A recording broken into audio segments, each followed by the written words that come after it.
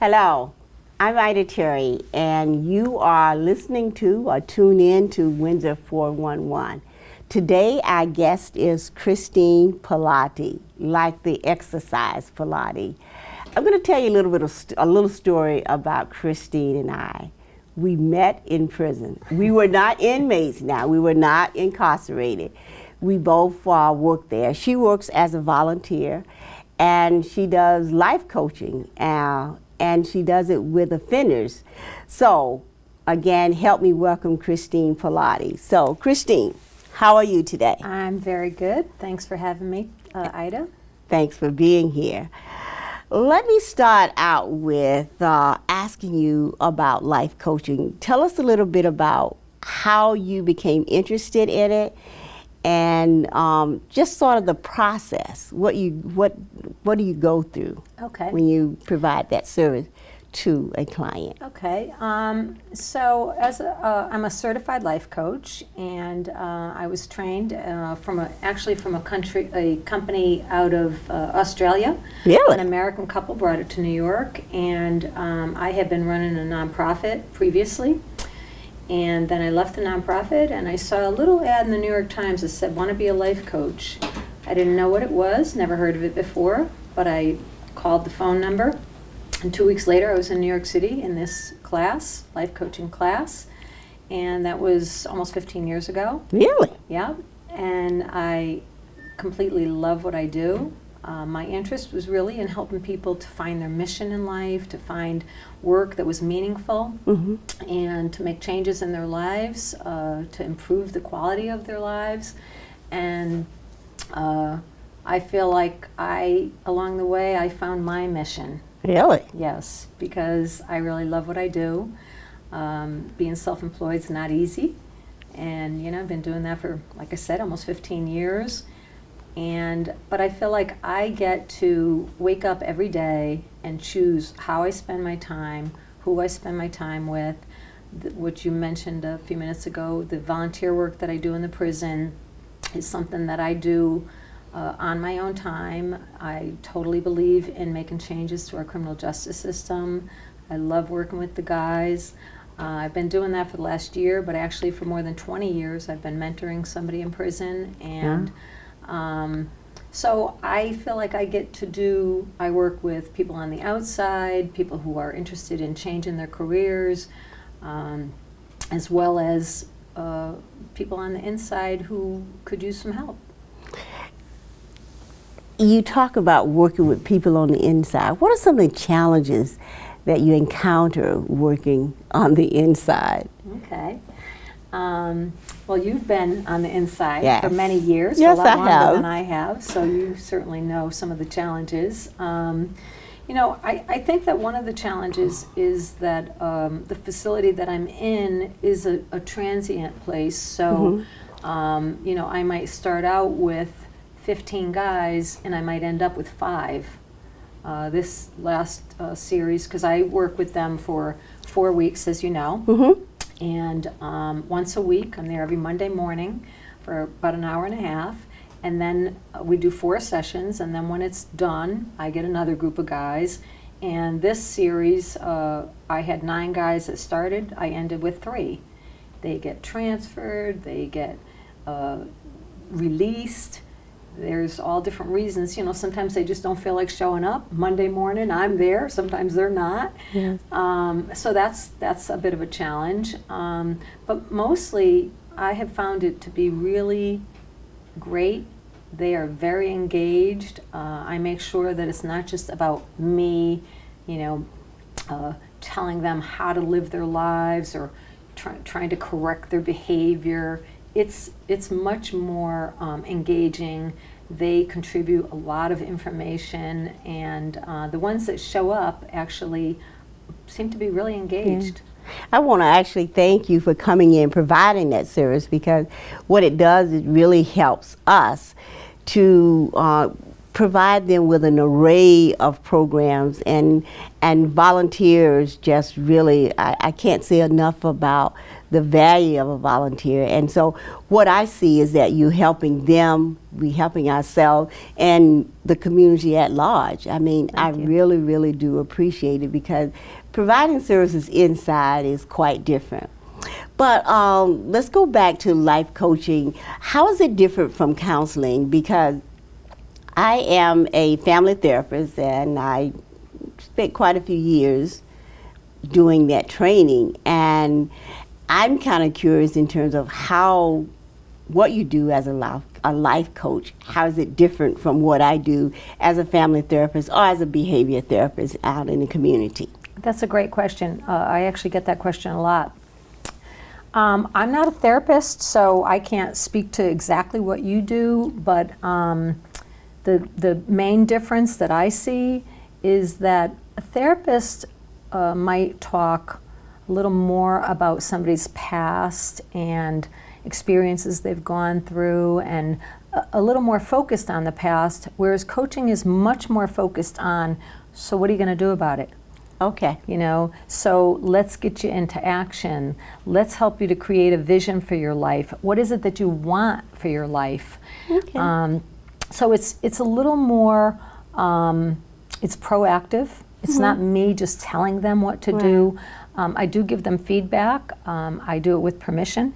I always ask them, do you really want to hear my opinion? Okay. You know, it's not just me blurting out, you know, well, I think you should do this or that. No, and it's really, the coaching that I was trained in is called brain-based coaching. Brain-based. So it's really about helping people to think about the changes that they want to make, and to think about the outcomes that they want. So when people are in a position of having their own choices and not having it thrust upon them, they're much more likely to stick with it. Right. And the other thing about coaching that I found, and I've actually been coached myself a number of times, is that we all think that, you know, no matter how much we want to achieve something, if we don't have that accountability built in, well, I might do it tomorrow, might do it next week, I might not do it at all, even though I really want to. But when you know you're going to be meeting with your coach next Tuesday at 9 a.m., you do your homework. You know, or at least you are aware of the fact that somebody's going to be asking you about it. Somebody's going to be holding your feet to the fire and really like making you be accountable. And it's not about making you feel guilty or wrong or bad if you didn't do something, but it's about helping you take a look at, maybe I'm sabotaging myself by not actually doing the things that I really say I want to do. Today's conversation with the guys at the prison was around, what are you committed to? You know, it's about asking questions that help people to think about what they really want for their lives. Not about me just saying, you know what you should do? You know, you shouldn't have done that. It's over and done. Yeah, that's true. And it is a little bit like counseling in a way. When I think of what you said, you ask permission. That's kind of what motivation interviewing is about. Motivation interviewing is about asking permission before you make those suggestions. It's coming along, it's coming beside the client, as opposed to sitting in the position of being the expert. Because most people are expert on their own lives, and we're not, even though we might have gone to school for all of those years. I know you do coaching at the prison, and that's volunteer. Tell me about some of your business clients, without necessarily giving their name, but what you do with them. Right, okay. So my business clients are sort of two different groups of people. Some are people who are interested in starting a business, maybe have not started it at all, or have sort of dipped their toe in the water and really need some guidance. And that's when I really wear the hat of a consultant a lot more than when I'm doing like a life coaching thing or even a career coaching, because there's a lot of the nuts and bolts about starting a business that people really need, and many people especially really small businesses. I'm talking about micro businesses where it's a one-person operation or maybe just a few people. Many people don't know where to start. Yes. You know, and what I find is that they often start in the middle, meaning they don't lay a foundation, maybe they don't write a business plan, they don't think through their marketing plan, if they even have a marketing plan. So they are so excited about their business, they often start with a business name. And they go and they run and they make business cards and maybe stationery or buy a domain name and create a website. And then they realize that all of the things that really go into laying the foundation for your business, doing the financials, you know, laying out exactly how you're going to work with a client or how you're going to be selling your inventory. Some of that stuff sometimes kind of falls by the wayside. And when you're a small business owner, you wear so many different hats. And most people, including myself, are not good at every single aspect of it.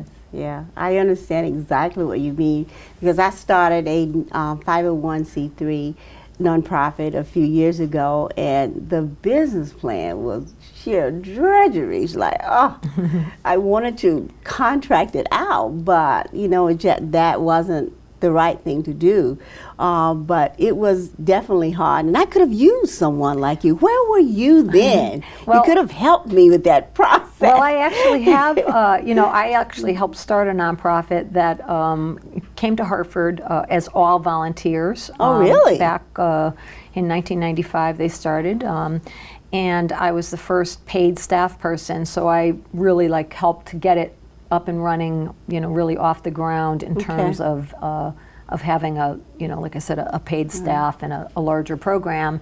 And as a coach, I've helped a number of people start small nonprofits, and it's very rewarding because that is part of my background. I really love to work with, again, it really falls into the mission-driven. I consider myself a social entrepreneur. A social entrepreneur? A social entrepreneur, yes. First time I've heard that term. Yeah, because I really believe in making changes in the world. Yeah. I don't believe it's all about the dollar, but we have to make a living. Yeah. So that's why laying a foundation, whether it's for a nonprofit or a for-profit business, is so important. Okay. And I also understand life coaches also work one-on-one with individuals as they maybe transition from one career to another, or perhaps from someone who's employed to being, I don't want to say unemployed, but retirement, because there's some challenges associated with those changes, or those roles, I should say. Yes, so I work with a number of, I want to say, older clients that are, you know, maybe in their 50s or even early 60s that have had these jobs, you know, maybe in corporate America. I've worked with a number of lawyers, different professionals that want to make a change in industry, sometimes to the nonprofit world, and don't know how to start, don't know how their skills can be transferable. And sometimes they feel, you know, the sting of age discrimination. They worry that people are not going to hire them because of their age. And they feel like, you know, how can I compete with a 22-year-old person getting out of college? Yes. You know, especially in terms of the, you know, financial. You know, if you've been making a lot of money and now you want to, you know, go into a field that you really don't have any experience in, you know, are you going to be willing to take a major pay cut or whatever? And I tell my clients that are in that category that, first of all, when you're an older adult and you've worked for many years, you are not coming at it from a place like a kid getting out of college, because you actually have transferable skills. Yes. You have a whole history of a work ethic and being able to think on your feet and drawing from experiences, so that whatever the new thing that you're going into, there's a very good chance that you're going to be able to draw from a whole lot of things that you've done in your past. So you're not just starting from scratch. So in a sense, you sort of help them with their confidence too. Kind of what we do. Very important. Very important. So when I think of life coaching, I think of this old Home Depot commercial. you can do it and we can help. And that's kind of what I think of you when you talk about coaching people. Could you tell us about the most unique client that you've ever coached? And of course, we're keeping the client's name confidential. Right. We're just going to talk in generalities. Right. All right. I guess I would have to say, and it's not even just one person. It's been a few clients that were really not at a great place in their lives, and through the coaching, and I don't want to take all the credit, but I'll take a little of the credit, helped them really turn their lives around.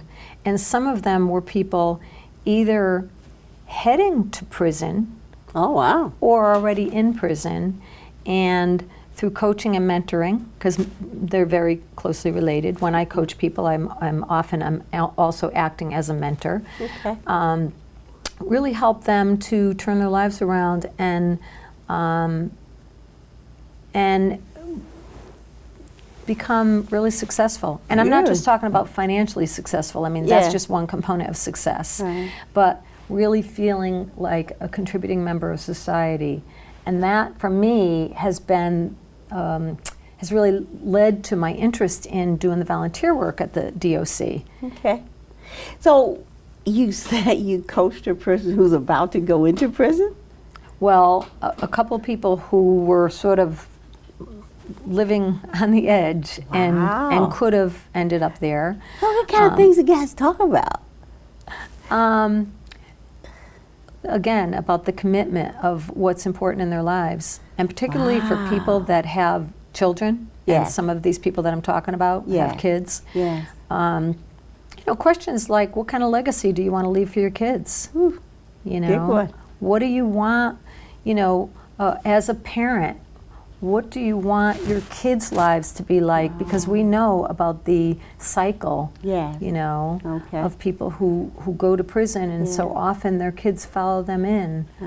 What about someone who might be going through a relationship issue and perhaps dealing with a divorce, perhaps dealing with the death of a long-term relationship, a person?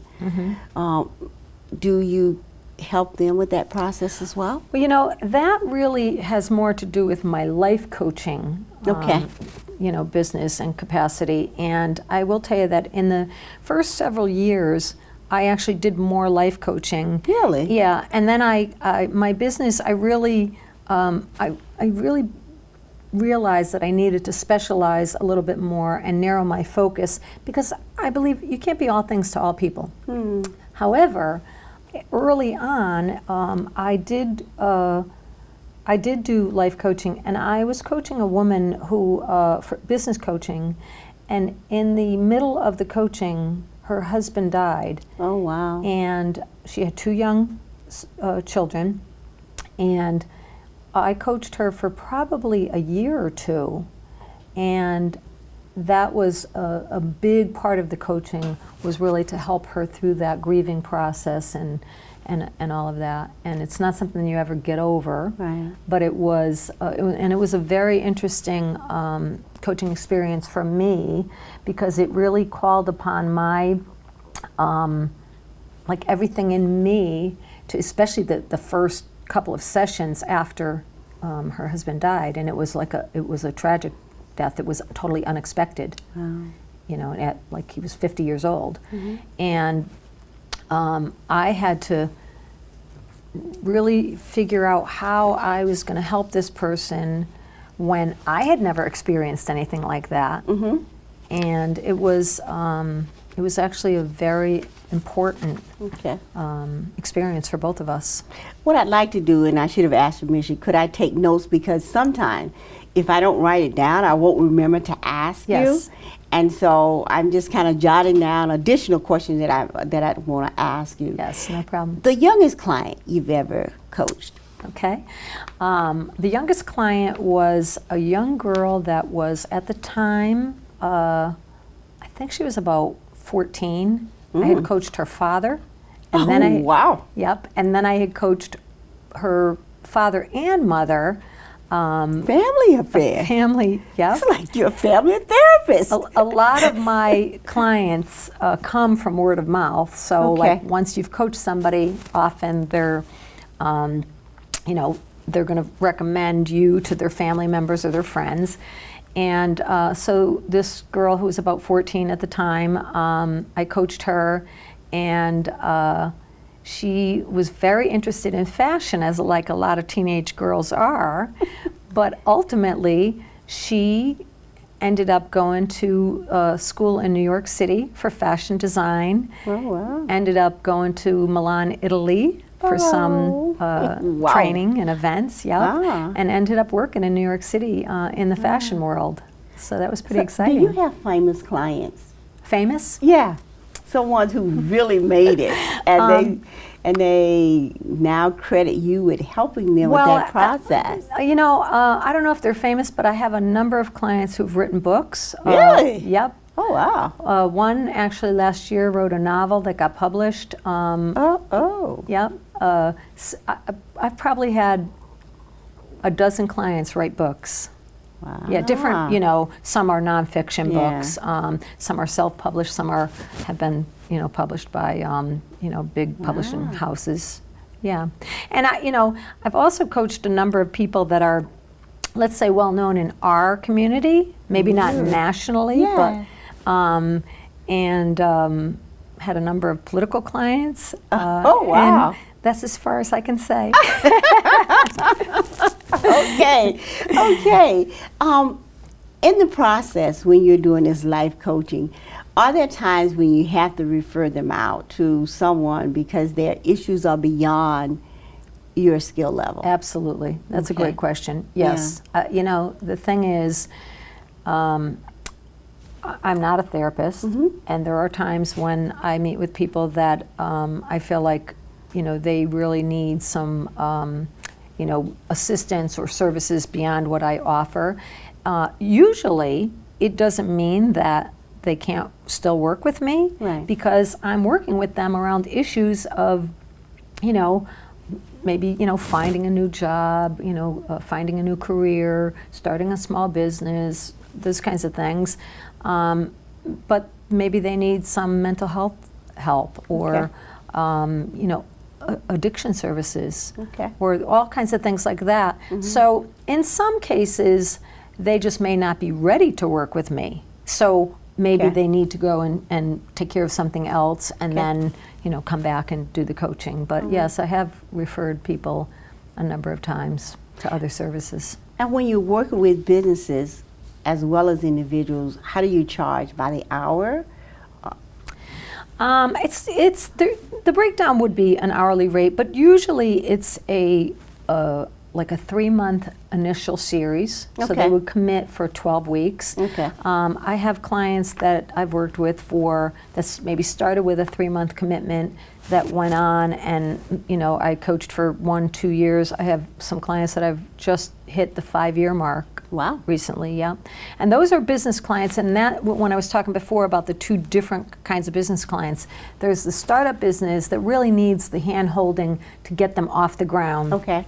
And then there's small business clients that they might need help with, staffing issues, policy and procedure manuals. I have a background in labor relations. I did a lot of union stuff kind of way back when I was in college, but it was really valuable to what I do today when I work with clients that have issues with their staff, or just in terms of, I really like to help people to, think about the importance of staff and how it's so important to treat them well, to pay them well. Yes. I I like the pay part. Definitely Yeah. like the pay part. How often do you meet with your clients? You said initially it's a three month. Yep. And you meet with them? Once a week. Usually it's between 60 and 90 minutes. And there's also clients that don't hire me for a whole 3-month package, that just want my help with either a dilemma that they're struggling with, and they might want to just pick my brain for an hour and just do some brainstorming together. There's clients that need help with a resume, or cover letter. Sometimes clients, I've done LinkedIn profiles for people. Oh. Yeah. So they already have a good resume. A lot of times what I see with LinkedIn is people will take their resume and they'll put it on LinkedIn. And I say, LinkedIn is real estate that really needs to be different than your resume, because you can put a link to your resume on there. And LinkedIn is a little more, you can tell a little bit more of a story. So sometimes I help people with things like that. Okay. I remember what you said about commitment. I remember when I was asking you some questions regarding my 501c3, and I remember thinking, I often see you on Mondays, and you just kind of gave me some interesting information. And Friday afternoon, I'm sweating trying to get the answer, because I know I'm going to see you Monday morning, and I don't want to say, I didn't do my assignment. That's the accountability. Yes, that is definitely the accountability. I remember that. So, again, I really, really enjoyed having you here. Tell us a little bit about where your business is located, and if someone wanted to get in touch with you, how would they? Okay, that's great. I actually I have a home office these days, and a lot of my work is on the phone or through Skype. I actually worked for a relocation company for a while, for about 4 years. So I've coached people from all over the world via Skype. Yeah. So you don't have to necessarily be local to work with me. And I have a website called strategiclifeplans.com. Okay. So if people went there, if they wanted to get a hold of me, they can just shoot me an email or call me. Well, thank you very much for being with us here, and perhaps I'll invite you back. Well, thank you very much for having me. All right, it's my Christine. pleasure. Thank you. Thank you for joining us today. I'm Ida Terry, and please join us again on Windsor 411. Thank you.